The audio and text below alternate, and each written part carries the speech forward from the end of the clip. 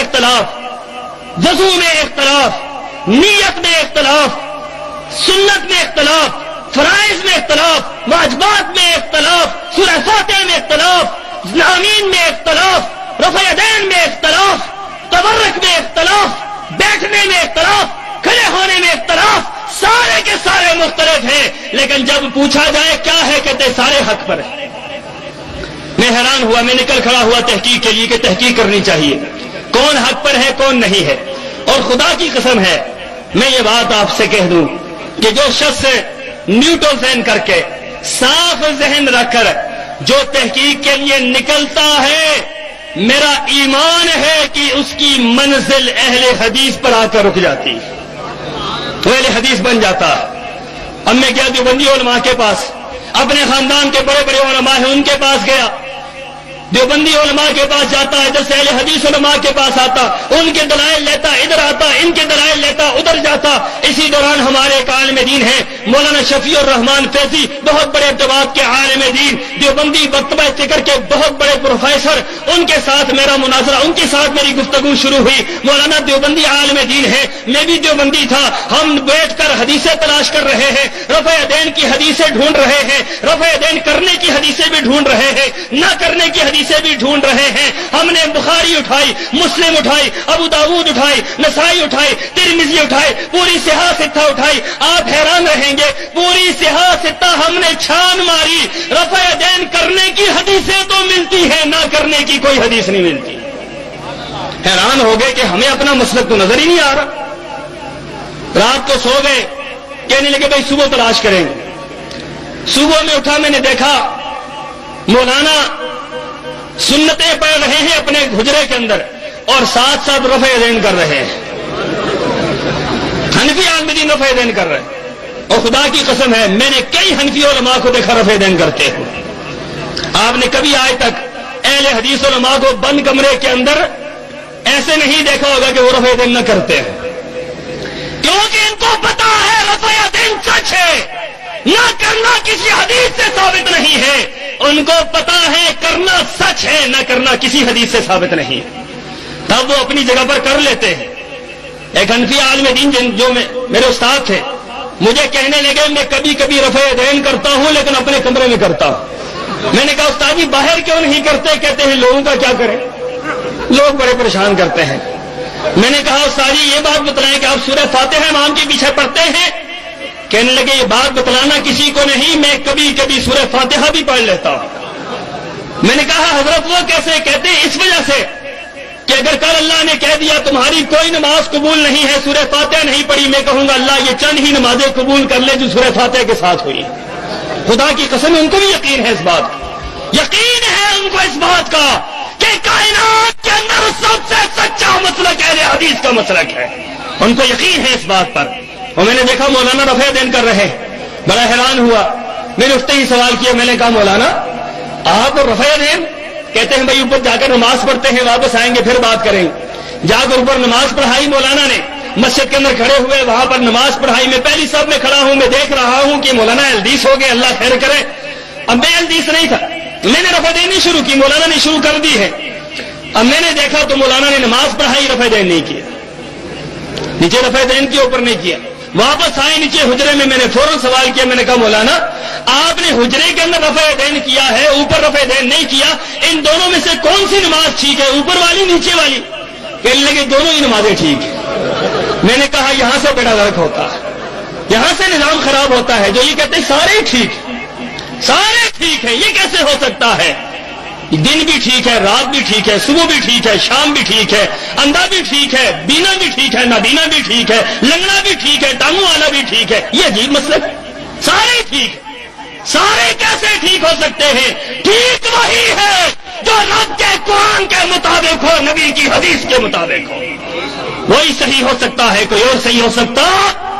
میں نے کہا مولانا یہ کیسی بات ہے، آپ نے کیسی بات کر دی؟ مجھے لگتا ہے کہ آپ اہل حدیث ہو گئے۔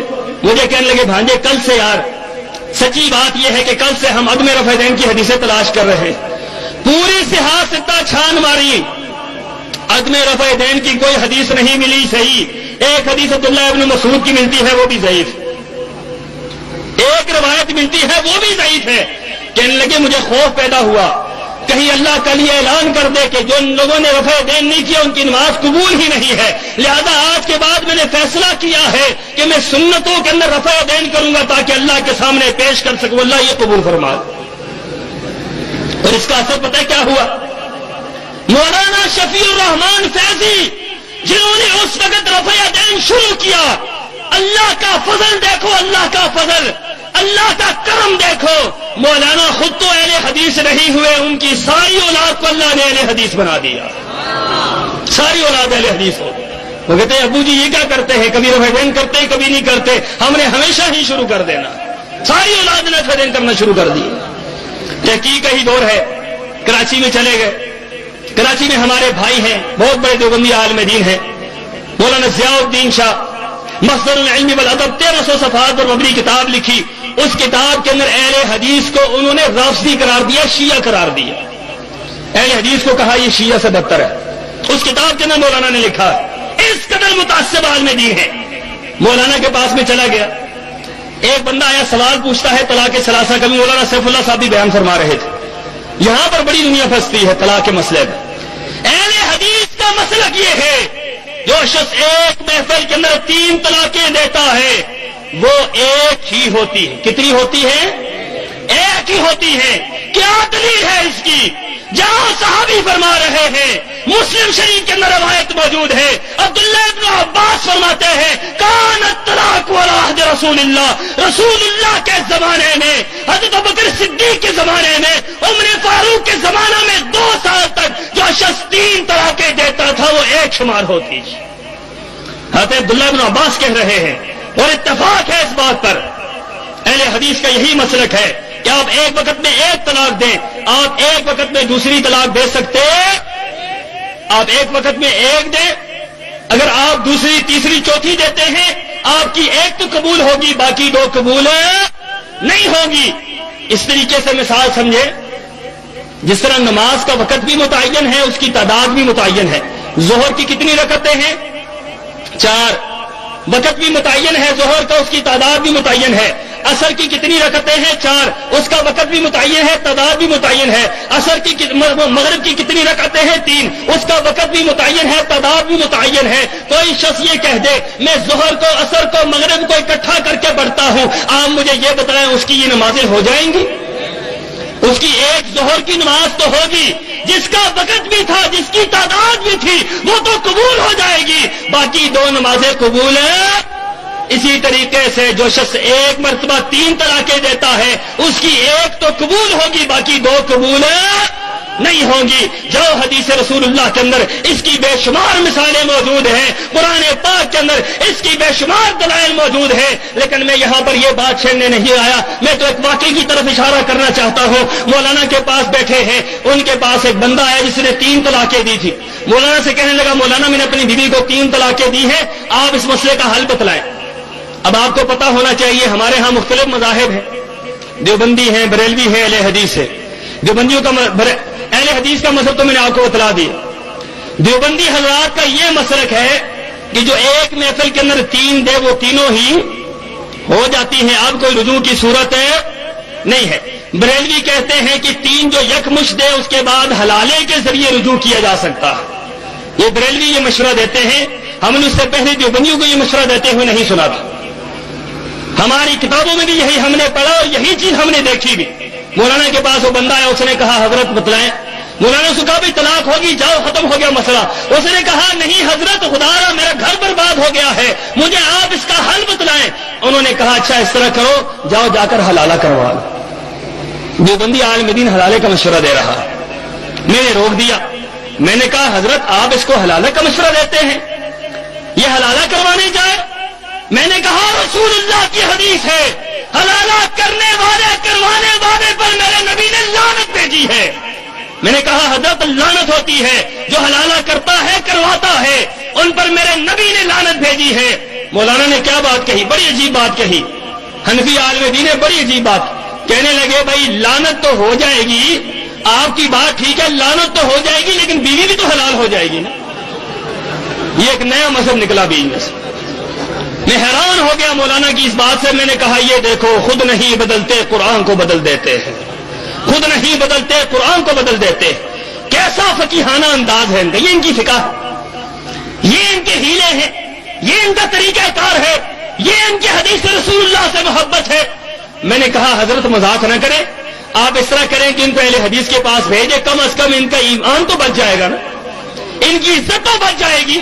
میں اہل حدیث نہیں تھا اس ٹائم، لیکن میں نے کہا حضرت ان کے پاس بھیجے. کہنے لگے اہل حدیث کے پاس نہیں بھیجنا. میں نے کہا جی کیوں؟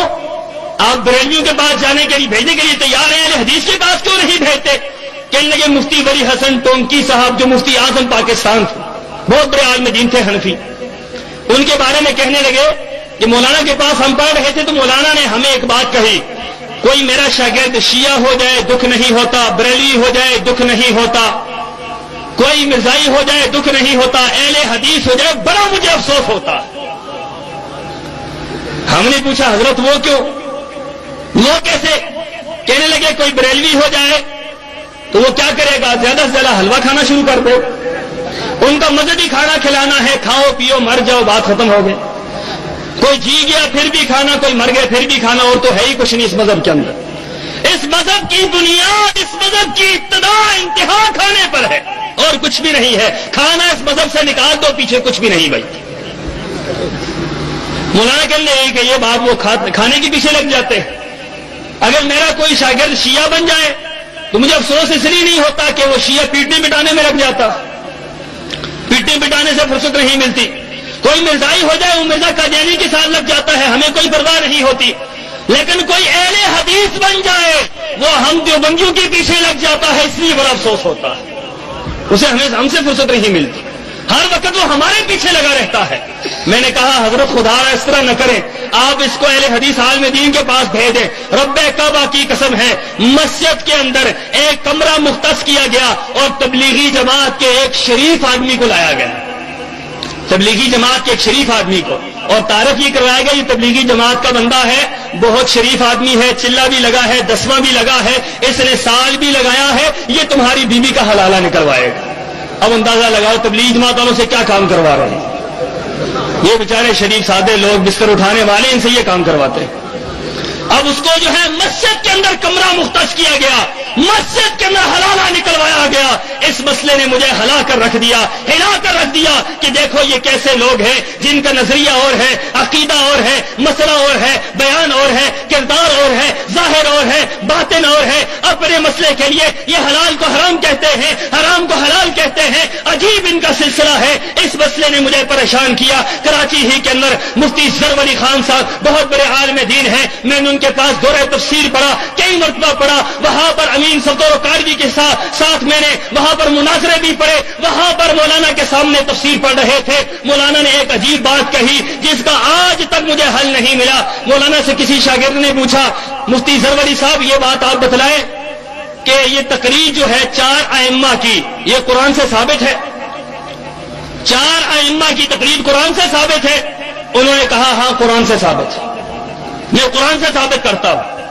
اب ہم حیران رہ گئے. کل میں ہماری چلنی شروع ہوگی کہ اب وہ آیت نوٹ کریں جس سے 4 اماموں کی تقلید ثابت ہوتی ہے.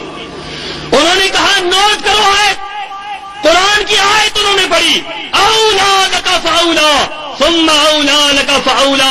کہنے لگے پہلے اولا سے مراد حنفی، دوسرے سے شافی، تیسرے سے مالکی، چوتھی سے حنبلی. لو 4 اولا لکا ہے. چاروں ائمہ کے مذاہب کو میں نے قرآن سے ثابت کر دیا. وہ اٹھ کر کھڑا ہو گیا. مفتی صاحب کے ہاں سوال کی ممانعت تھی. آپ کو پتا ہونا چاہیے، تجربہ کر کے دیکھ لیں، ان حضرات کے ہاں سوال کی اجازت نہیں ہوتی. ہمارے ہاں سوال کر سکتے ہیں لیکن ان کے ہاں سوالوں کی اجازت نہیں ہوتی. جو سوال کرے اس کو گستاخی کہتے ہیں.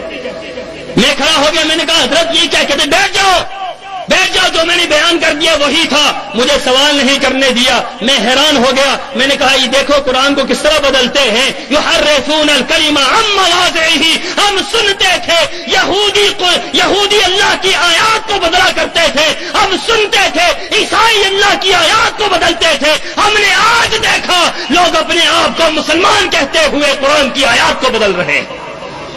کس طرح قرآن کی آیت کو بدلا ہے، کس طرح قرآن کی آیت کی غلط تعویل کی ہے، غلط تشریح کی ہے، غلط ترجمہ کیا ہے.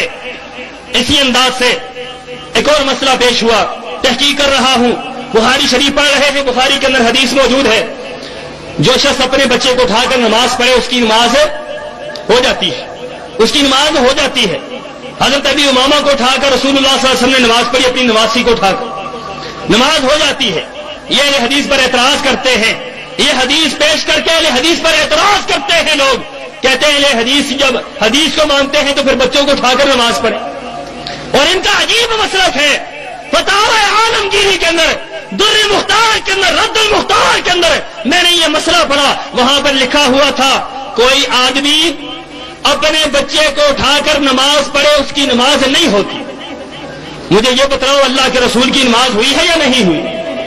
نبی پاک بچہ اٹھا کر نماز پڑھ رہے ہیں، یہ کہتے ہیں نماز نہیں ہوتی۔ اور اس سے بڑھ کر ایک اور عجیب مسئلہ یہ، ویسے فقہ عجوبوں سے بھری پڑی ہے، میں اس میدان کو نہیں کھولنا چاہتا، میں صرف وہ واقعات سامنے رکھنا چاہتا ہوں جو مجھے پیش آئے ہیں۔ وہاں پر یہ مسئلہ ہم نے پڑھا، در مختار کے اندر یہ مسئلہ پڑھا کہ کوئی شخص اگر کتے کے بچے کو اٹھا کر نماز پڑھے تو اس کی نماز ہو جاتی ہے۔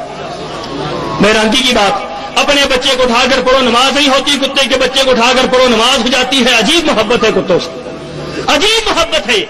اور ساتھ باقاعدہ آداب لکھے ہیں، آداب علماء موجود ہیں، پوچھیں ان سے کہ باقاعدہ کتے کو اٹھانے کے آداب لکھے ہیں۔ انہوں نے کہا جب کتے کو اٹھا کر نماز پڑھو تو اس کا منہ باندھ لو، منہ باندھ کر نماز پڑھو۔ میں نے کہا حضرت منہ کیوں باندھنے کا حکم ہے؟ کہنے لگے منہ اس لیے باندھنے کا حکم ہے کہ کتے کو منہ چاٹنے کی عادت ہے، نماز میں کا یہی کام نہ شروع کر دے، لہذا منہ اس کا باندھ لو۔ اب عجیب حیرانگی کی بات، اس مسئلے کو اٹھا کر پھرتے رہے، ائمہ کی شرائط جو انہوں نے بتلائی ہیں اس کو اٹھا کر پھرتے رہے، بے شمار مسائل ایسے تھے جن کو لے کر پھرتے رہے۔ پھر عقیدے کی بات آتی ہے، عقیدہ جاؤ ان کی کتابوں کے اندر دیکھو، وحدت الوجود کا عقیدہ موجود، وحدت الشہود کا عقیدہ موجود، مردوں کی سماعت کا عقیدہ موجود، مردوں سے استمداد کا عقیدہ موجود، استمداد لغیر اللہ کا عقیدہ موجود، بزرگوں کے مختلف روحوں کے عقیدے موجود، مختلف انداز سے ان کی کتابوں کے اندر شرک کی بھرمار موجود ہے، بدعات کی بھرمار موجود ہے۔ جب مطالعہ کیا گیا، 4 سال اس مطالعے میں لگا رہا، 4 سال تحقیق کرتا رہا، رب کعبہ کی قسم ہے کبھی اہل حدیث کے پاس گیا، کبھی دیوبندیوں کے پاس گیا، جب اہل حدیث کے پاس جاتا مسئلے کا حل ملتا، جب دیوبندیوں کے پاس جاتا، آئینات کے پاس جاتا، وہاں سے دھکے ملتے۔ 4 سال کی جدوجہد کے بعد میں اس نظریے پہ پہنچا، کائنات کے اندر اگر کوئی بہترین مسلک ہے تو اہل حدیث کا مسئلہ ہے۔ ہوا حضرت شاہ صاحب کے خاندان میں پہلا اہل حدیث تھا، آج اللہ کے فضل سے شاہ صاحب کے گھرانے کے اندر الحمدللہ سینکڑوں کی تعداد میں لوگ اہل حدیث ہو چکے ہیں، الحمدللہ۔ اور یہاں پر یہ بات بھی میں کہوں، اللہ کے فضل سے وہ وقت دور نہیں ہے جب سارے خاندان کو اللہ اہل حدیث بنا دے گا انشاءاللہ۔ پوری دنیا کے اوپر اگر کوئی مسلک قائم رہے تو اللہ کے فضل سے اہل حدیث پر رہے گا، کیونکہ اہل حدیث سچ ہے، اہل حدیث حق پر ہے، اہل حدیث صحیح ہے۔ کائنات کے اندر اگر کوئی گروہ بہترین ہے تو اہل حدیث کا گروہ ہے۔ یہی بات آپ کے سامنے رکھ رہا ہوں، لوگوں تحقیق کرو، خدا را تحقیق کرو، آؤ تحقیق کے میدان کی طرف، آؤ قرآن اور حدیث کی طرف، آؤ ائمہ کی تقلید کے پٹوں کو گلے سے اتار دو، آؤ ائمہ کی تقلید کو گلوں سے اتار دو، آؤ ائمہ کے معاملات کو اپنے زندگیوں سے نکال دو۔ بات ماننی ہے تو رسول اللہ کی مانو، عبادت کرنی ہے تو اللہ کی عبادت کرو۔ اللہ سے دعا ہے اللہ مجھے اور آپ کو عمل کی توفیق عطا فرمائے۔ وآخر دعوانا ان الحمدللہ۔